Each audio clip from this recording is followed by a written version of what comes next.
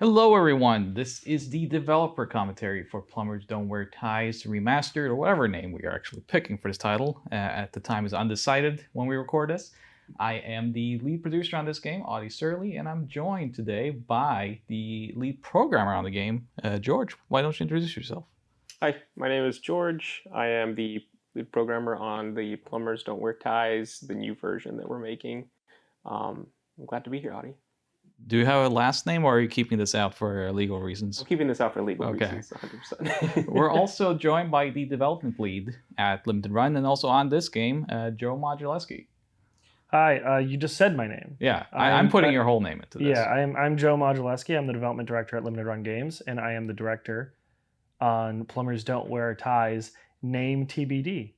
At the time TBD. of this recording. That's the final name, actually. That's the final name. That's the subtitle. So yeah, this commentary, thank you so much for unlocking it in the Plumb the Depths. We're going to go through a little bit of the history of us getting this title on our desks and figuring out what do we do with this. It was quite the journey, and I came in a little bit later. So Joe, why don't you kind of take us through when you heard about the fact that we were doing this the first time? Yeah, this is one of those things that just sort of floated across my desk one day. Josh had acquired the rights to this and wanted to re-release it in some fashion, but he had no idea what he wanted to do with it. It was just like, we should do something. I think initially the idea was this would be funny. We should do something with this. But I tend to like to take projects and treat them with a seriousness that sometimes maybe they don't deserve, and that ballooned into where this project led. And Audie, you probably remember early on, before you were a part of this project, we spoke about this, and I came to you and I said, hey, I've got some ideas for how I want to approach re-releasing Plumbers. And the general idea was, hey, we should put together a package that isn't necessarily just the game, but it's about the game. Yeah, I certainly do remember this because at that time, I think my reputation in the games industry was pretty much cemented with Digital Foundry that I know bad games and I know how to do bad games. And yeah, you gave me a call. This is before I was hired by Limited Run. It kind of brought this to my attention, and kind of the idea of we don't want to make this just a joke. We want to do something actually kind of clever here. And we discussed at length how we could make a package about the context of how this game comes to be, but not so much just like remaking it image for image and say like, well, that's it, that's all we do. So I thought the premises of what you guys wanted to do at the time before I joined was kind of interesting, but I was curious how this is going to end up. Yeah, I think it's one of those things that we had a base idea. I had an idea in my mind, for lack of a better word, of like what a vibe of this package was going to be, what I wanted to see in the end. But I had no plan on how to get there just yet. It was still really early. We had a lot of other projects we were working on. It was just kind of floating in the background. But I do think you make a really good point that I want to kind of hone in on. We didn't want the package to be a joke.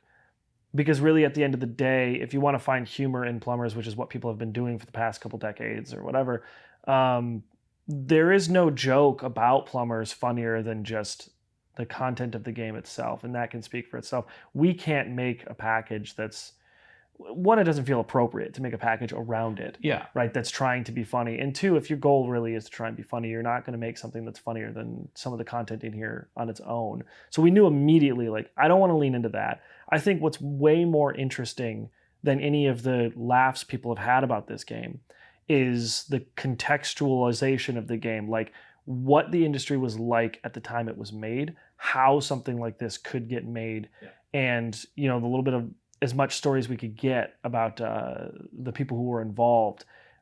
Everything about that is way more interesting than, hey, let's make fun of this. And I mean, it might sound completely ridiculous to go into a project like Plumbers Don't Wear Ties and say, well, let's not make fun of it. Like, you would think that's the initial reaction for all developers, just like, well, this is a joke. Let's not treat it as any more than a joke. I've always been of the kind of, my comedic thoughts on this is that, well, there's nothing funnier than the actual effort that went into this game, which was quite massive, and we'll get into that throughout this commentary. But yeah, as you were saying, we wanted to kind of make, from before I joined and even after, was we wanted to make a kind of document, an archive of the industry at the time, the medium, the CD-ROM medium. Why was this so important to the games industry? What kind of direction did it go in, and how did that direction lead into the bottom of the barrel where a game like this could exist, right? And at the time when you started on the project, we certainly didn't have access to original documentation, actors, people involved with the game. So no, none of that stuff had come through yet. No, that came through pretty late, actually, because it took a long time. Well, that was a lot of effort from your end. So like that was one of those things that I basically had the idea of what I wanted, and I kind of was along for the whole ride to make sure things came along the way I wanted them to come along. But you really took that ball and ran with it. When you came onto this project, you had a very similar vision to me of what it should be, and you kind of really took the momentum and made a lot of these things happen. Yeah, because at the time when you started the project, way back when you announced it, because this has actually been in active development in some capacity. I'd be loose with the word active. Yeah, I mean, hey, activity is, it can be whatever, but it had been kind of active in the company since its announcement. There had been kind of, discussions, sketchings, just theoretical sketchings of what this package could be. So there's always been something. And when I joined, you guys had already kind of created a basis for where this wanted to go. And it was easy for me, especially considering you're pretty good at laying out a product. That's one of your kind of special skills. So it was very easy for me to come in as a producer fairly late, actually, and say like, well, all of this I can build on. This is laid out really well. And the programming as well at the time was fairly well laid out. So how about we kind of introduce, where did George come onto this? So George came on, I don't remember if George was on this project from the very start, because again, you mentioned when we first announced this, there was a plan. Yeah. There was an idea, but that was a while ago. It was a little later. I think we intended to ship it within a year. Yeah. Of announcement, and then it just sort of ballooned in scope of what we wanted to do. I think, George, you did come later, and then I assigned this to you because I thought it was supposed to be a very small scope project, and I thought, hey, this is a great project because George is doing development support at this company. Yeah. He helps a lot of the developers we work with on external published limited run titles, and I wanted to give George a chance to do a little bit more of what he's educated in, which is programming. So we gave him this. I don't even remember when this came across my desk, but I remember thinking to myself, wow, this is something that we want to do as a company, huh? Very interesting.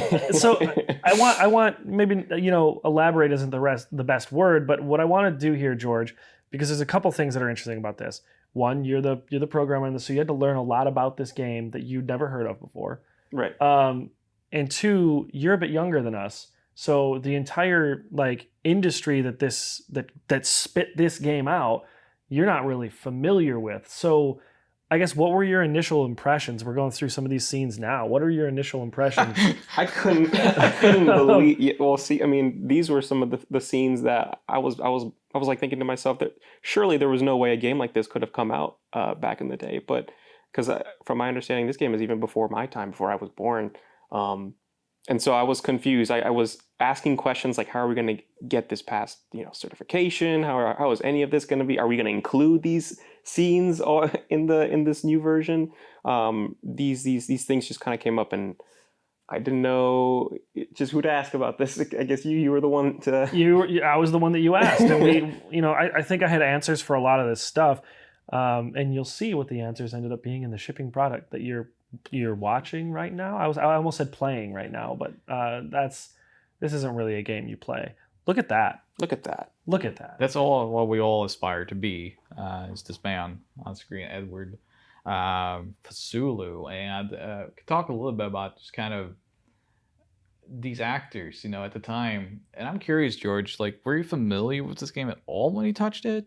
I was not familiar with it at all. You hadn't seen I forget his name. James Rolfe's video. So that's how I learned more about it. That's Yeah. what Joe suggested that I go ahead and watch, and I did watch it, and that's when I got an understanding of what this was. Well, and I think the understanding you would get from James Rolfe's video, not only does it catch up to speed on what Plumbers is, it really encapsulates what the idea of Plumbers is for the following. When did that video come out? It was a decade ago, more than a decade ago. Yeah, more than a decade at this point. The entire idea of what Plumbers is in the gaming space comes from James Rolfe's video. Nobody knew what this was before James Rolfe did that video. So Right. everyone's perception of it. Yeah, in the comes mainstream from sense, that. absolutely. I became familiar with the game just because I saw it in the back of a magazine in the 90s, and it had like a print ad that was pretty much like the front cover of the 3DO release, which is a lot of weird words, a lot of weird screenshots, and I mean that's basically what the game is, right? It's just weird sequences of images. So George, when Joe comes to you and says like, okay, let's lay this out, I'm kind of curious, what was the kind of technical skeleton of what you started doing at that time? Well, I knew that, from the videos that I had seen, that the game itself to recreate wouldn't be super complicated to do at all. I started off working on a prototype of sorts in one specific game engine that, it unfortunately didn't pan out with that game engine, so we had to switch over to another one. But I think overall that was a change for the better. Some ideas got scrapped, some ideas did not, and I think now we have a better product overall. Yeah. You're unsure of yourself as you say that. You're talking about the point in time when we were gonna have a variety of like mini games. Yeah, we were Yeah, we can talk about that. We were thinking of building out some mini games, and then at a certain point we decided, because it was like almost like three different things we were trying to do at once, and at a certain point it was around when you decided and told me, hey, we can't do this and we need to do an engine change. It was around the same point that we just started deciding we were going to hammer in really on the documentary or the contextual type of package over anything else. Right. And so the minigame stuff we felt was like, well, this doesn't really supplement the package we have decided we're actually trying to make now. So all that stuff got cut when we moved over to another engine. We can talk about those things a little bit actually, because I mean at this point the game is out as people are listening to this. But do you remember what those minigames were? Kind of what they were? They were basically just clones of known games. We had what was it, Tapper or something like that? There was a Tapper style one that Yeah. was, I think, themed around the plumbing aspect. Okay. Right. And then like the whole plumbing thing led to me doing I won't say the name out loud because I don't, this is now a retail product. So but I had done a clone of a famous 2-player plumbing themed Very well arcade known game. Uh-huh.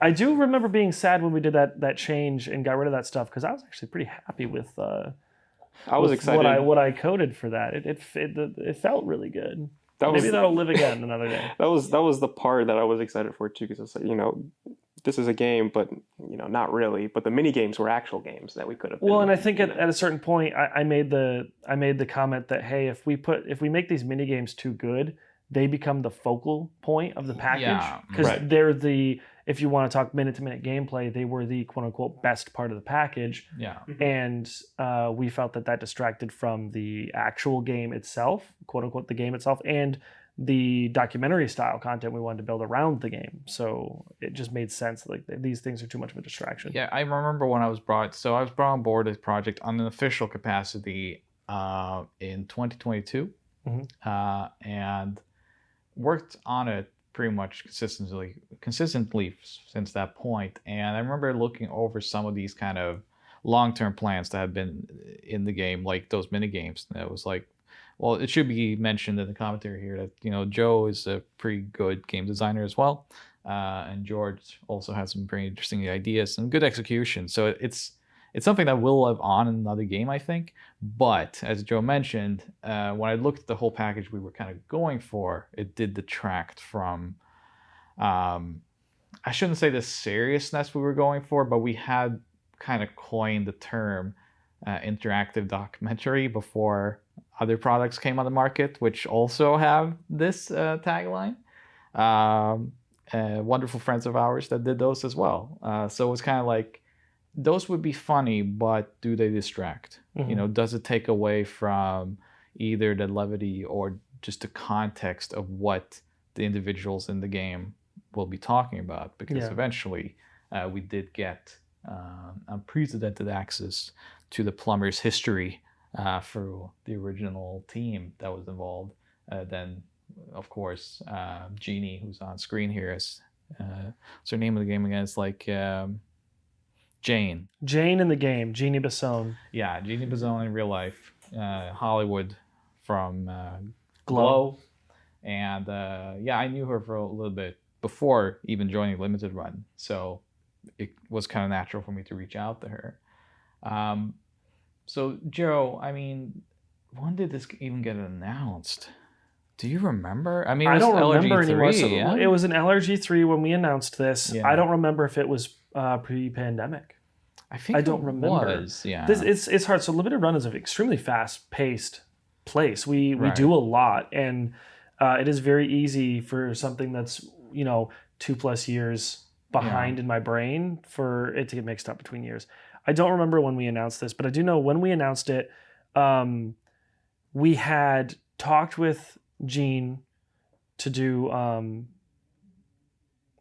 sorry, my brain just like melted. Jeanne or Jeanne? Jeanne. Yeah. Jeanne. Well, yeah, it's hard because in the game she's Jane. In the game she's Jane, and when I Jeanne. saw her name spelled out for the first time, I thought it was Jeanne, and when she said it out loud as Jeanne, a little mixed up. Jeannie's involvement initially, she's involved in the announcement of it. Yes. So you had put us in touch with Jeanne. Absolutely.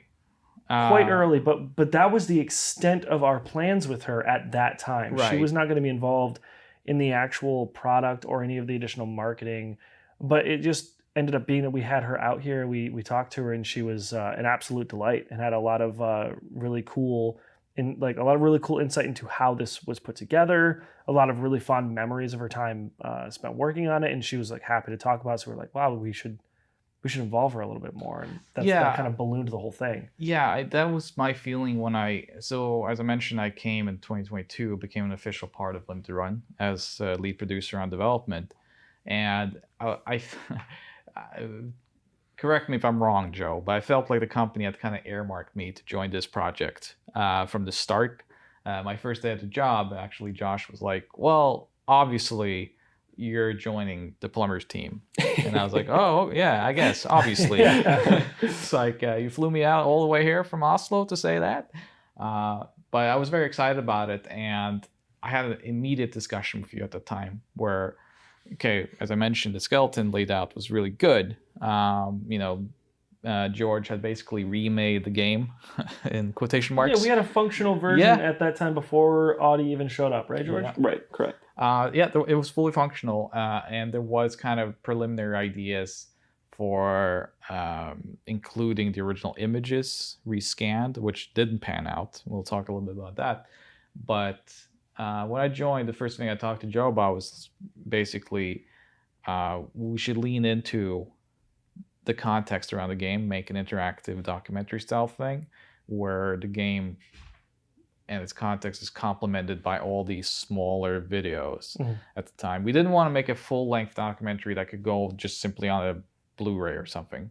We kind of wanted to cut them into chapters and have specific topics talked in depth that gave this game its context. Well, what was important to me about that too is that if we did like a full-length documentary that was included, say, alongside the game, a Blu-ray or whatever, and it wasn't integrated into the game, the software, the concern was that players wouldn't engage with it, or that every player wouldn't see it. And we felt from the start, especially myself, I brought this up many times, there's absolutely some content in this game that I think requires some context, not only around the content itself and it being made, but in our intentions in redistributing it, right? And so it was very important from the start. They were like, no, this documentary style content, the story we want to tell here needs to be present in the software around what the player's experiencing. Otherwise, they may not notice it.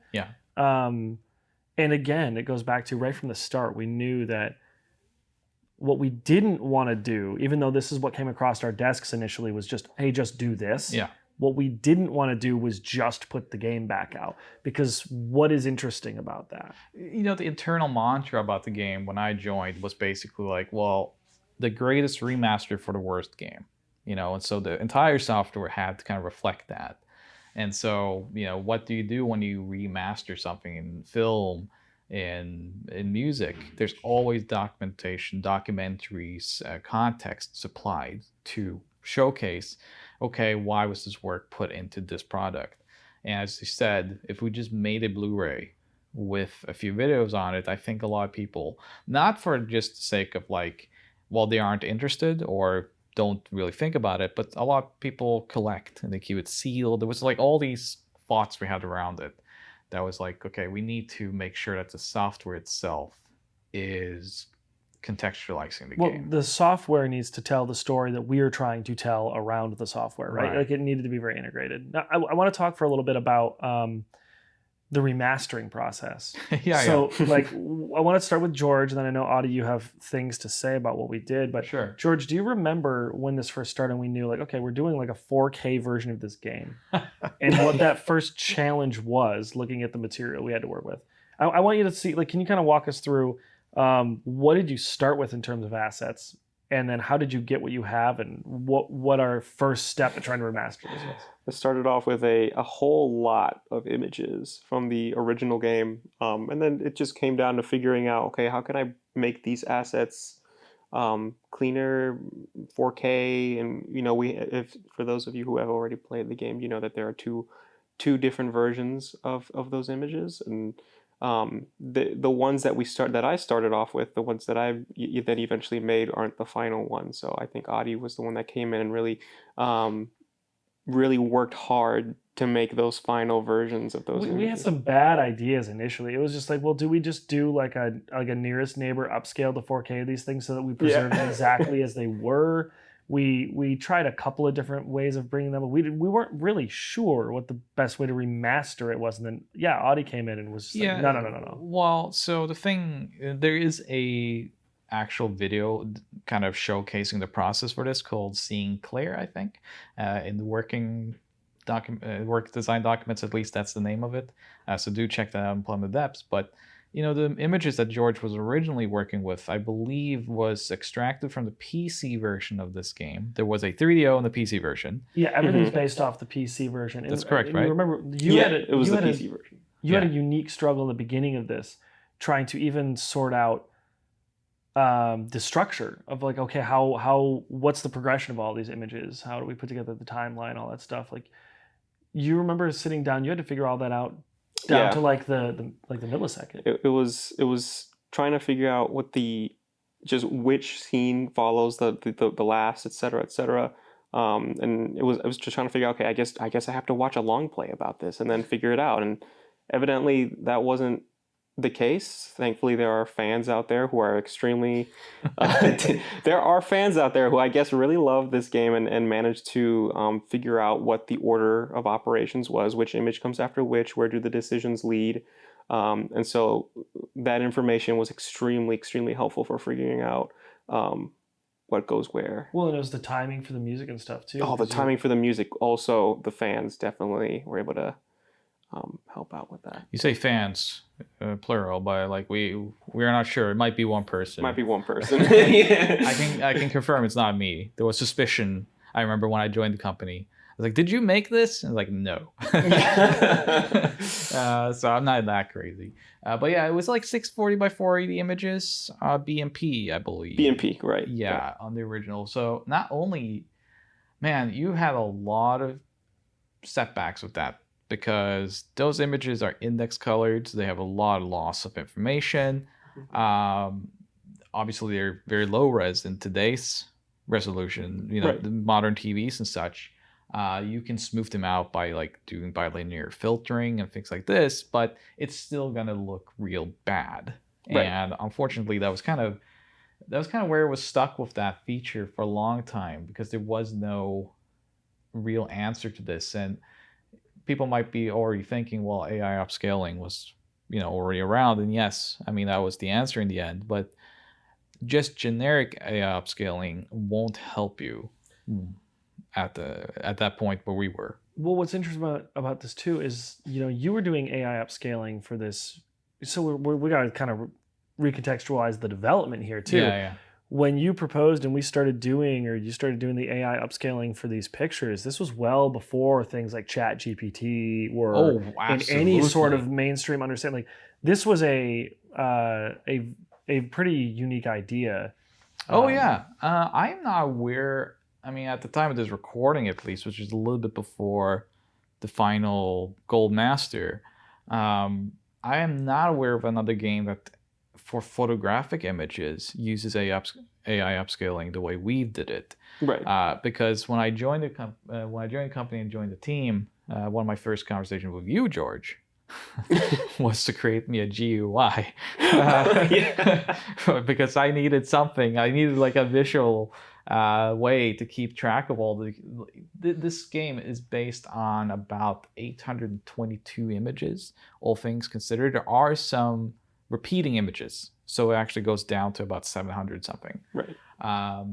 But basically, I needed something, and what it came down to was that I had to. So I'll go into this in the video I'm doing about just image upscaling, but I had to create my own models, and I wanted to do it the ethical way. So I contacted both of the actors in the game. Jeanne Basone was, of course, involved, and also Edward Fasulu, and had them give me images that were from that time and also more recent, because they don't have like endless amount of images. Now, it is lucky for us that the two main actors in this game was models. So that meant that we had a lot of references for a lot of parts of their bodies. So image upscaling was a little bit easier from that standpoint. But basically it came down to that I had to create an individual model for Jeanne Basone, an individual model, AI model for Edward Fasulu, and then another one that was concentrating on backgrounds and composite together up to 4 or 5 different image upscales, and then kind of separate the layers between the different outputs for these individual models. So it was an extremely lengthy and difficult process that I will never do again, George. I think the upscaling aspect, like remastering these photos, I think that's the most time-consuming part of the entire development. Yeah, you asked me to calculate the time, and it took me about 9 months of actual like weekly effort, because I had to go back again and again, because the AI wasn't really, even with all the materials I had to create my own models and batch process all these images, there were just certain times where the actual information on the original images wasn't good enough. And so what happened was that the AI would try to appropriate a lot of details. And when you went back on just first eye cast, it would look fine. You'd look at it and be like, that's the image, because you'd see the same colors and this kind of like same composition. But then when you look closer at it, it's like, hold on, like there's something really strange going on in the background. Oh, you want to talk about, speaking of strange things, do you remember, I don't know if you were around for this, but do you remember the first attempts we made at doing any sort of AI upscaling for these, and everyone's skin looked like fried chicken? Yes. Yeah. Oh, yeah. And we actually joked for a while, like, should we include fried chicken mode and have these images as like an alternate? Yeah, I mean that is the trappings of AI upscaling. So the reason why I even know about it is that when I worked in Japan, the anime industry had started using AI upscaling, and so I worked on a lot with that. But that is very easy because it has very strong black outlines, 2 shades. This kind of like AI is perfect for it. But for a photograph, is much more complex. And the usual trappings is that you get all this like wavy patterns on skins and stuff. It looks plasticky. You get all this like noise introduced. And so we did get that with this as well. So I actually made a custom filter for the game, which mimicked like a kind of like a Kodak film look. I scanned my own personal family photos, zoomed in, and tried to replicate as much as I could that look. And that was definitely the lengthiest process, I think, of the whole game production. This is my favorite part of the game. Just this sequence that is just them running around Hollywood, just like, just. So what Jeanne had told us, like, this whole sequence was them just like running around, having fun, taking pictures in random places. Yeah. Oh, we should talk about something. You know, maybe we shouldn't. I don't know. But there was a conversation that I think came up in the other commentary that's included in this package. But we had looked at some of these photos. We were asking about the sources for the photos because we wanted to see if we could find any further sources. We had a few, actually. Well, in what we talked about was Jeannie's memory was that some of these scenes were actually acted out. Yes. And her memory was that it was on film, on camera, and these were stills from that. And we tried to see if we could track down any source of that. Yeah. So when we started going into production with actual access to the production people, and then Jeannie especially, she got us in touch with various people. Like Joe said, a majority of the game was filmed. You can see kind of like there is a lot of different types of image quality on even the original images. Some seem like they're Polaroids. Some seem like they have a lot of like motion blurs. So it's clearly like from a still rather than like a actual camera. We're seeing that right here. Yeah. So a lot of this was acted out. And it makes me think that they probably filmed a lot of this thinking it was going to fit on a CD-ROM and then didn't really understand that there's a size restriction on how much video you can include, especially back then. You know, compression and whatnot, codecs were very different. We did have access to, so if people are wondering kind of like why didn't we just use those original images, it's because we only had access to one or two like Polaroids, I think, Jeanne found, and they weren't very good. They're very faded. I think it's like the one is where they are eating. It's in the credits. It's them eating together and kind of having the celebration for finishing the game production. So it's like that doesn't even help in terms of like the game scope. So yeah, we had no choice. We had to actually reconstruct these images as best as we could. And even then, it was like I went on Google Maps because she gave me the address. It looks very similar still, this area. And so I managed to kind of find references even and draw in myself some details that the AI just couldn't do. It was an ordeal, but it was worth it though. I think it looks pretty good. I'm George, was it worth it? I'm impressed by the amount of work you put into restoring these images. Well, I just remember. I'm impressed by the amount of work you put into restoring this game. George, you're the superhero here because you did it.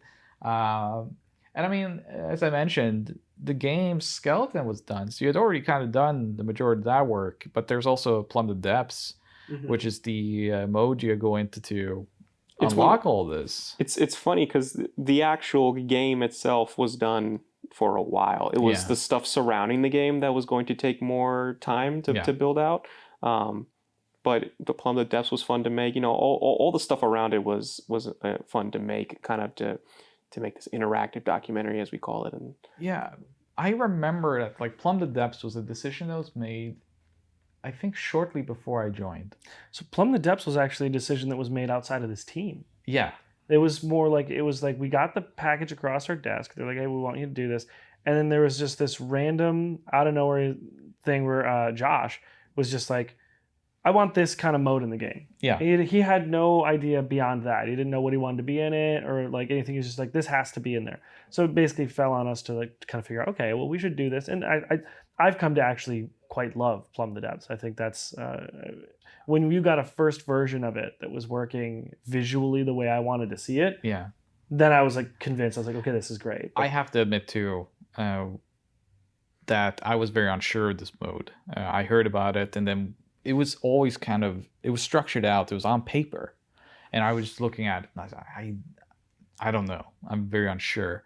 And then as we start getting assets, we'll talk a little bit about just the general visual design of everything else as well. But once we got the assets for the maze, and we kind of got, because I knew that we were kind of looking at, Joe had told me like, hey, the screensaver from Windows 95, like that wrap The maze, the maze. maze. Yeah. That's kind of what we're looking at. And I was like, okay, era accurate, that's fine. But how do we actually technically do this and make it fun and kind of, fit this whole package? But George, I mean, that was something, man, I think I only saw like one prototype before I was like, man, you nailed it.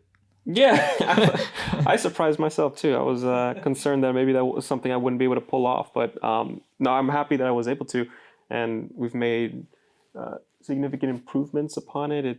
I mean, you folks at home are already playing it probably, so Well, we don't know. We can't commit to improvements because what if, for whatever reason, between the time we record this and we ship the game, we decide to do something that ruins Plumb the Depths? Yeah, why did you do that, George? What if by the time this game ships, Plumb the Depths isn't even in the game? I don't know. Oh, that'd be something. That would be... Well, now we just... Then where are they unlocking this content? Where are they We'd be on the Lost Media wiki right now. Yeah. But no, I think it's going to be in there, or else I'm demanding a bonus. But like... Somebody's trying to lock us in this door. Well, that's fine. This is where we were meant to end anyway. But yeah, I mean, Plumb the Depths was one thing, right? It was really tricky. Like you said, like I don't think there was a unified idea from the start. Like, oh, we know exactly what we're doing. Yeah, I think and I don't think there was a unified like confidence either. Yeah, but because you were not sure, George. I remember you coming to me and it's like, how do we actually do this? Yeah. And do we have to do this? And I talked to Josh a little bit. I was like, yes. Yeah, I was like, you have to go out, leave my office right now. And it's like, all right. Josh said politely that we should do this. Yeah. And, it was like, it's the right call in the end. Absolutely. Even if he had no idea what he actually wanted out of it, yeah, forcing us to include it, I think in the end made us make something neat out of it. Because it became sort of like a binding. We were already kind of like, well, we're doing menus right now. We just have a set of menus with items in them. It's like, how do we contextualize our own work? It's like we are sitting here creating all this context for the game and all the things surrounding it, but what are we actually doing to bind our work together into a full software package for commercial use? And Plumb the Depths kind of was like an eye-opener for us, where it's like, oh, that was what we were missing. Right. So before we head out of this, I also want to talk about the fact that, so Joe had this idea, and this was also early on when I joined. It was like, I want this package to look like a real bad CD-ROM experience from the 90s. Yeah, so we talked about a handful of things, like we didn't want to try and make everything a joke. Yeah. Right? But there is one part that we all kind of universally relented on, and it was like, well, it shouldn't inherently be a joke. It is a joke, but we wanted it to look era appropriate to the industry that made this game, because so much of the story about the creation of this game is about the story of the birth of CD-ROM interactive media. Yes. Right? And so we wanted the package to fully encompass that. So every screen of this package was designed to, for better or worse, really accurately reflect what menu font style was like at the time. We have some, poor George had to code some of this stuff, but there's menu functionality in this that makes absolutely no sense. I recall and we had a graphic designer put together the UI for this, and she is very talented, and so much of what we asked her to do was counterproductive to her, or counterintuitive to her skills. She seemed a little nervous about this task. But some of the things I love, George, is we put together certain menus, and on our first pass, I was like, no. There's a problem here in some of these, because if you push right on the joystick, you know what direction the selector is going to go. And that's a problem, because that's not how it was. You should be, I was like, about 40% of the time when you push a direction on the D-pad or thumbstick, you should be unsure of where it's going to go. Is it going up and to the left? Is it going up and to the right? If you do hear any of what's going on in the background right now, it seems that we're just going out of business. Yeah, it's fine. There's dismantling the company as we speak. There's a van just driving through here, knocking ductwork out. We are conducting this commentary during a hurricane. Yeah. This makes me think of for anyone who's out there playing. Have you made the cat bark yet? Oh, George. You gave a heavy hint there. Yeah, there are secrets in this menu. Because the menu, man, I didn't see it for a long time. Because as you mentioned, we work with an artist. Her name is Vivienne Ducharme. And she's very talented, very good. And we were basically asking her, like, do not use any of your talents.